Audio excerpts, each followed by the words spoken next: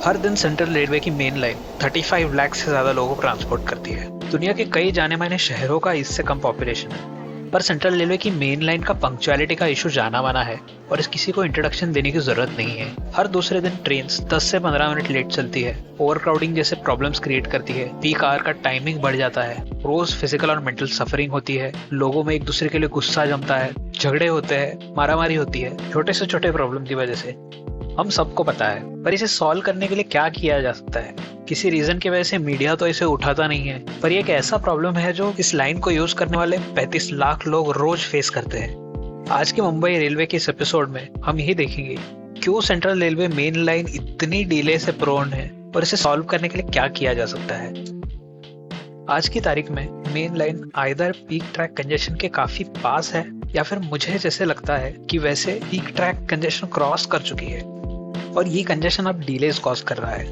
ये किसी भी सिंपल रोड की तरह है। अगर कैपेसिटी से ज्यादा गाड़ियां एक ही टाइम पर एक रोड के सेगमेंट पर होंगी तो सारी गाड़ियां स्लो डाउन हो जाएंगी। ट्रेन्स के साथ भी सेम होता है। अगर आप लिमिटेड ट्रैक्स पर से कैपेसिटी से ज्यादा ट्रेन्स को पास कराओगे, ये स्टक हो जाएंगी और फ्लो स्लो डाउन हो जाएगा। इस पीक कंजेशन को फ्री अप करने के लिए और ज्यादा ट्रेन्स चलाने के लिए हमें सिग्नलिंग सिस्टम को अपग्रेड करना जरूरी है। करंटली हम एक टाइप की ब्लॉक सिग्नलिंग सिस्टम यूज करते हैं, जिसके बेसिस पर train drivers physical signals follow करते हैं जो ट्रैक्स के बाजू में लगाए होते हैं, किसी भी रोड सिग्नल की तरह। ये एक rigid time tested signalling system है जो मॉडरेट ट्रेन ट्रैफिक पर तो चलता है, पर मुंबई जैसे जगह पे जहाँ पे अप टू 8 ट्रैक्स पैरेलल चलाए जाए और जहाँ पर हजारों गाड़ियां डेली चलाई जाती है, हमें कुछ और एडेप्टिव चाहिए जो दो ट्रेन के बीच में की गैप की स्पेसिंग पर ज्यादा ग्रैनुलर कंट्रोल दे, साइमल्टेनियसली ट्रेन की ऑपरेशनल स्पीड बढ़ाए बिना कोलिजन सेफ्टी में ट्रेड ऑफ किए। सीबीटीसी या कम्युनिकेशंस बेस्ड ट्रेन कंट्रोल इस तरह का सिग्नलिंग सिस्टम है।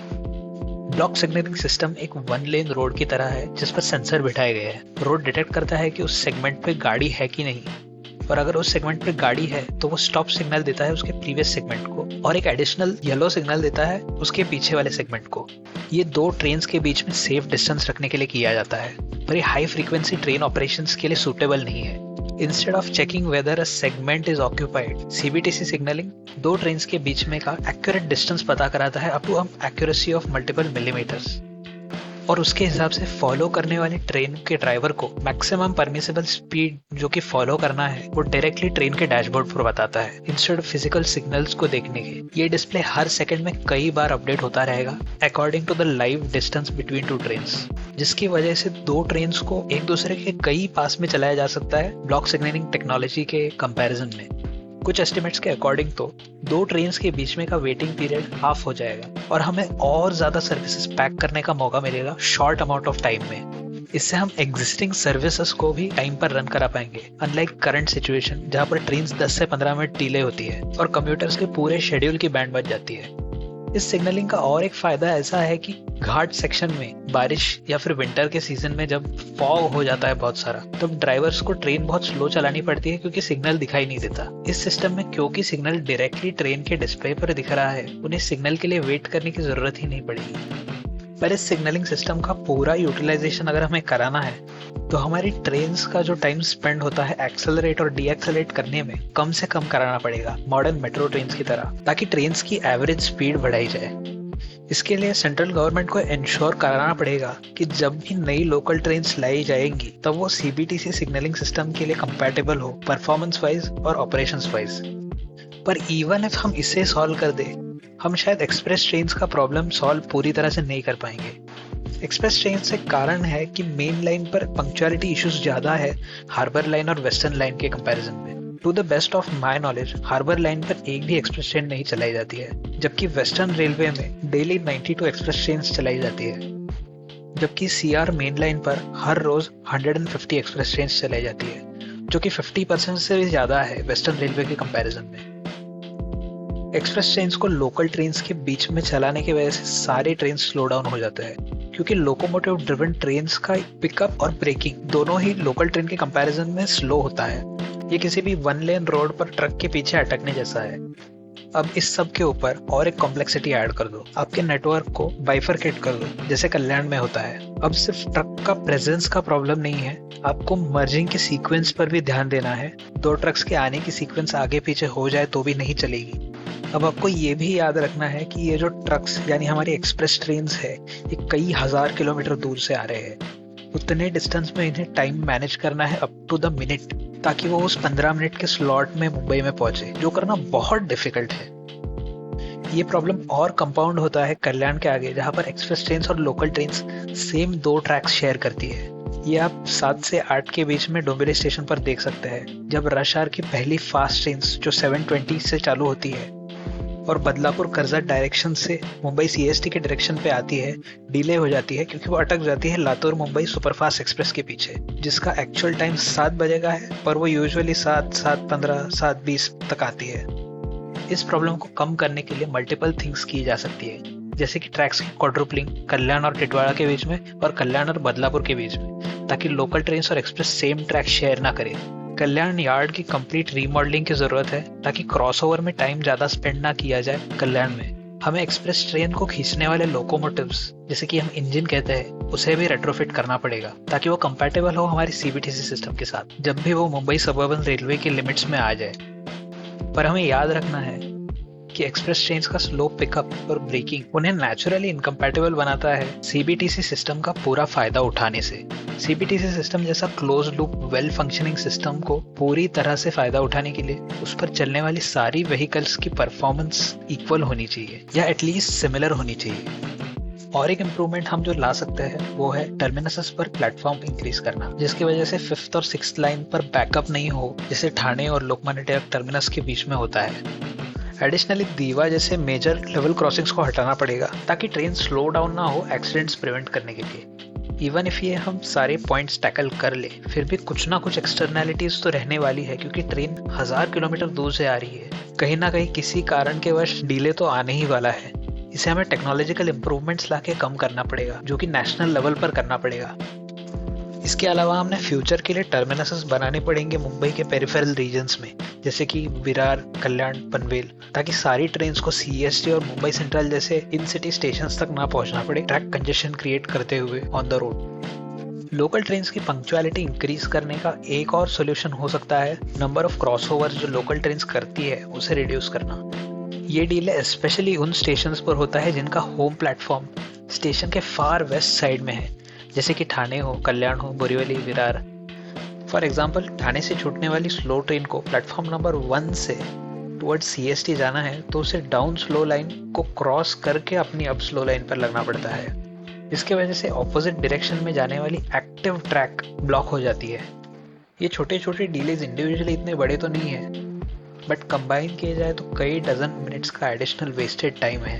ये डोंबिवली जैसे स्टेशन पर एलिमिनेट किया गया है, क्योंकि डोंबिवली का होम प्लेटफॉर्म, जहां पर से डोंबिवली से छूटने वाली ट्रेन चालू होती है, वो डाउन स्लो और अप स्लो दोनों लाइंस के बीच में है। इसकी वजह से उसे जर्नी एंड में और शुरुआत में दोनों टाइम ऑपोजिट डायरेक्शन में जाने वाला एक्टिव ट्रैक क्रॉस नहीं करना पड़ता। इससे दोनों बार टाइम बचता है और ट्रैक ब्लॉक नहीं होती। और एक सोल्यूशन है जो मुझे लगता है बहुत अनपॉपुलर होगा लोगों के बीच में, जिससे कि नंबर ऑफ क्रॉसओवर्स कम किए जा सके, वो है सेमी फास्ट ट्रेन को कंप्लीटली एलिमिनेट करना। अब सेमी फास्ट ट्रेन कल्याण से ठाणे तक स्लो ट्रैक पर चलती है, और उसके बाद 4-5 मिनट का डिले ऐड करके अब स्लो ट्रैक से अब फास्ट ट्रैक पर जाती है।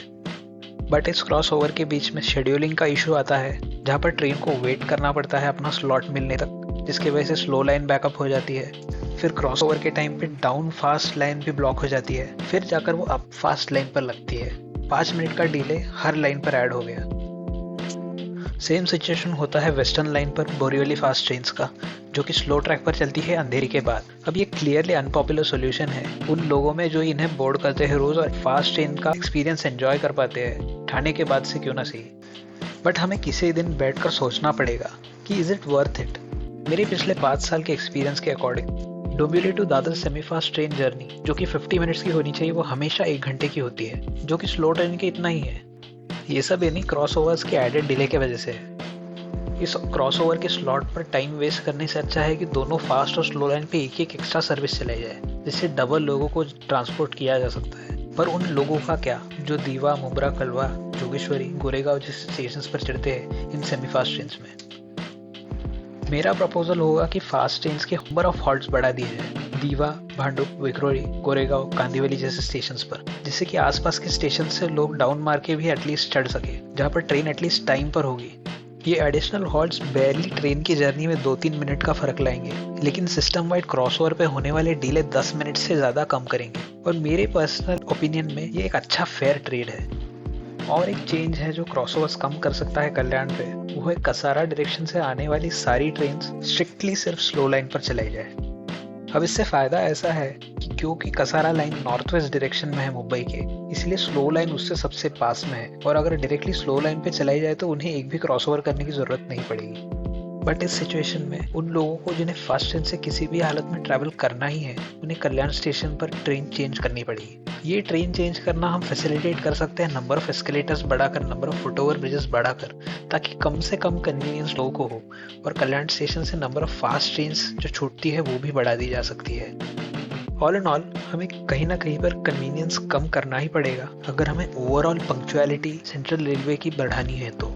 मैंने ऑब्वियसली बहुत सारी चीज़ें पंक्चुअलिटी और फ्रीक्वेंसी ट्रेन की इम्प्रूव करने के लिए प्रपोज की है। इनमें से कई इम्प्लीमेंट शायद हो जाएंगी, कई शायद पॉलिटिकली फिजिबल ना हो, बट ओवरऑल ऐसे डिस्कशंस होना बहुत ज़रूरी है इस स्पेस में, अगर हमारे दशकों से चलने वाले प्रॉब्लम्स को हमें सॉल्व करना है तो। इन सारे सॉल्यूशंस के प्रैक्टिकल होने के बावजूद भी लॉन्ग टर्म में हमें ये रियलाइज करना ज़रूरी है कि हम स्टेशन पर आने वाले नंबर ऑफ ट्रेन को फॉरएवर इंक्रीज नहीं करते रह सकते। इसके कई रियल लाइफ लिमिटेशंस है। ये सब इम्प्लीमेंट करते हम हर घंटे शायद 18 ट्रेन से 24 या 30 ट्रेन भी चला ले, बट एक फिजिकल लिमिट है जो हमारी स्टेशन पहले ही क्रॉस कर चुके हैं। हम हमारे स्टेशन के ऑलरेडी ओवरक्राउडेड ब्रिजेस और स्टेयरकेसेस पर और लोग नहीं ऐड कर सकते। ऐड करने से स्टैम्पीड का खतरा बढ़ जाता है। सिमिलरली रेलवे स्टेशन पर पहुंचने वाले अप्रोच रोड्स भी अपनी मैक्सिमम कैपेसिटी पर चल रहे हैं। ना चलने के लिए जगह है, ना रिक्शा को खड़े रहने के लिए जगह है, ना बस स्टैंड रखने के लिए जगह है। इसलिए हमें लॉन्ग टर्म पैरेलल सिस्टम्स जैसे कि मेट्रो जो मुंबई मेट्रोपॉलिटन रीजन में बनाई जा रही है, इनकी सख्त जरूरत है लोड लेने के लिए रेलवे स्टेशन से, और कुछ ब्रीदिंग रूम देने के लिए। इससे स्टेशन की तरफ जाने वाला ट्रैफिक भी डिवाइड हो जाएगा, और कई सारे स्टोर्स जो अभी इतना फुटफॉल नहीं देख रहे हैं वो ज्यादा फुटफॉल देखेंगे और उनका भी बिजनेस बढ़ेगा, इंस्टेड ऑफ स्टेशन के आसपास के स्टोर्स में और लोग जैम करने से अच्छा, जो कि ऑलरेडी कई हद तक कैपेसिटी पर है। हमने स्टार्ट की हुई मेट्रो लाइन 14 की कैंपेन भी इसी के लिए की गई थी, जो कि एक मेजर सोल्यूशन हो सकता है सेंट्रल रेलवे मेन लाइन का लोड कम करने के लिए। एग्जिस्टिंग जो अभी ट्रेन पैक्ड है और फ्यूचर जो कि बड़े बड़े कॉम्प्लेक्सेस में रहने आएंगे उन लोगों के लिए भी। हम सब ने रिसेंट वीडियो देखा है जहाँ पर दीवा स्टेशन पर एक आदमी को मारा गया कर्जत बाउंड ट्रेन में। अब इंडिविजुअली इस आदमी की गलती हो या ना हो, ओवरऑल सिस्टम का ओवरक्राउडेड है और उसके वजह से लोगों की मारामारियां हो रही है, ये कोई नई बात नहीं है। मेट्रो लाइन 14 अगर बना दी जाए तो कई सारे लोग जो नवी मुंबई में ऑफिस में काम करते हैं या फिर मुंबई में ऑफिस में काम करते हैं डोंबिवली, अंबरनाथ, बदलापुर बेल्ट से, उन्हें एक डायरेक्ट क्विकर अल्टरनेटिव मिलेगा। उन्हें ट्रेन भी चेंज करनी नहीं पड़ेगी। वो ऑब्वियसली ये रूट लेंगे और उसके वजह से लोकल ट्रेन पे से कई हद तक क्राउड रिड्यूस हो जाएगा और ठाणे स्टेशन पर होने वाला क्राउड भी रिड्यूस हो जाएगा। इन सारे प्रपोजल्स को ऊपर तक पहुंचाना और इन्हें इम्प्लीमेंट कराना ये पॉलिटिशियंस का काम है, और हम लोगों का काम है कि इन पॉलिटिशियंस को पूछना कि भाई क्यों नहीं कर रहे हो ये।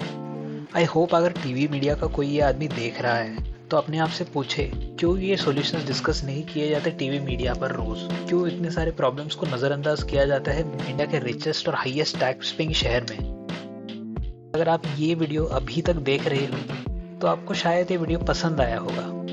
अब मुझे ये चैनल चलाना पसंद है क्योंकि ये मेरी हॉबी है, बट हर एक वीडियो बनाने के पीछे कई घंटों का टाइम लग जाता है मेरे बाकी के काम के एडिशन में। इसलिए मेरी एक रिक्वेस्ट है, अगर आप फाइनेंशियली केपेबल हो और आपके पास डिस्पोजेबल इनकम है तो आप मुझे 20, 50, 100 रुपीज़ जितना भी चाहे आप डोनेट कर सकते हैं बिना किसी कंपल्शन के। ये मुझे बेटर इक्विपमेंट लाने के लिए भी हेल्प करेगा, शायद साउंड मेरा इम्प्रूव मैं कर पाऊँ, और ये मेरे स्पेंड किए हुए घंटों के लिए मॉनेटरी कॉम्पेंसेशन भी रहेगा, जिससे कि मैं फाइनेंशियली मोटिवेटेड रहूँ इन तरह के वीडियोज़ में। अगेन, अगर आप फाइनेंशियली केपेबल नहीं है तो कोई ज़रूरत नहीं है पैसे पे करने की। That's it for today. I will see you in another video.